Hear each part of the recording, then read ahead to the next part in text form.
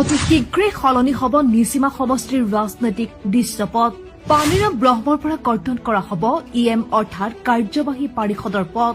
কথা দি কথা ৰখাৰ প্ৰতিশ্ৰুতি BPF প্ৰধান হাগ্ৰামা মহিলাৰীৰ। অতি সোনকালে আনুষ্ঠানিকভাৱে পাৰিষদৰ দায়িত্ব অৰ্পণ কৰা হ'ব জেমছ বসুমতাৰীক। জেমছ বসুমতাৰীক নতুন দায়িত্ব দিবলৈ সম্পূৰ্ণ সাজু হাগ্ৰামা মহিলাৰী।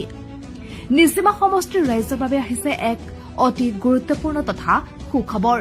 অতি শীঘ্ৰেই সলনি হ'ব নিচিমা সমষ্টিৰ ৰাজনৈতিক দৃশ্যপট তথা ক্ষমতাৰ সমীকৰণ। সমষ্টিটোৱে লাভ কৰিবলৈ আগবাঢ়িছে এক নতুন নেতৃত্ব।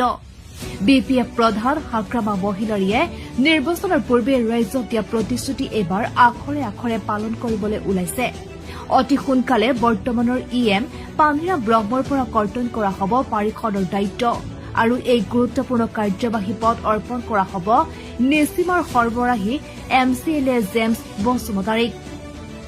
এই সন্দৰ্ভত আমাৰ এক বিশেষ প্ৰতিবেদন।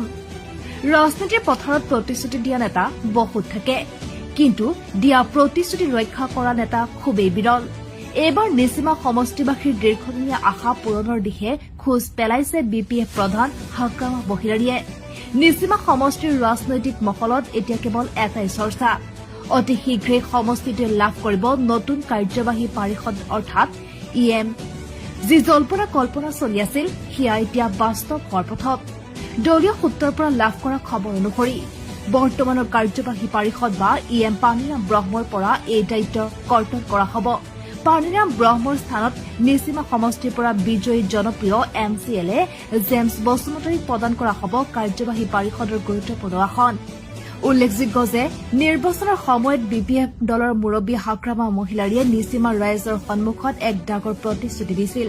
তেওঁ স্পষ্টকৈ কৈছিল যে নিৰ্বাচনৰ বৈতৰণি পাৰ হোৱাৰ পিছতে জেমছ বসুমতাৰীক উচ্চ সন্মান আৰু গুৰুত্বপূৰ্ণ দায়িত্ব দিয়া হ'ব। কথা দি কথা ৰখাৰ বাবে পৰিচিত হাগ্ৰামা মহিলাৰীয়ে এইবাৰ নিজৰ এই প্ৰতিশ্ৰুতি পূৰণ কৰিবলৈ সম্পূৰ্ণ সাজু হৈ উঠিছে। হাগ্ৰামা মহিলাৰীৰ এই সিদ্ধান্তক এতিয়া নিচিমা সমষ্টিৰ সৰ্বস্তৰৰ ৰাইজে আদৰণি জনাইছে। জেমছ বসুমতাৰীয়ে EMৰ দায়িত্ব পালে অঞ্চলটোৰ দীৰ্ঘদিনীয়া সমস্যাসমূহ সমাধান হ'ব বুলি এক নতুন আশাৰ সঞ্চাৰ হৈ উঠিছে সমগ্ৰ এতিয়া অঞ্চলটোত।